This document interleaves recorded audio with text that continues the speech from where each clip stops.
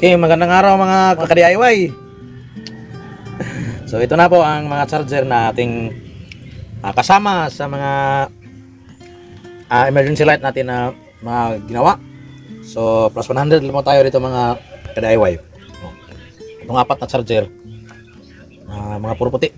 So kasama to sa inyong, kung bibili kayo ng yung mga gawa natin ng mga emergency light, so kasama na to. So functional po siya. Tinetest natin yung apat na mga puting charger. So kung makikita nyo, functional po siya. So itong sa gitna, nagko-full charge na siya. Kasi hindi pa ito nagamit, full charge pala to. So itong dalawa, tatlong to ay ano na pa, nagsa-charging siya. So malalaman natin mga ka-DIY na goods yung mga charger kasi ito ang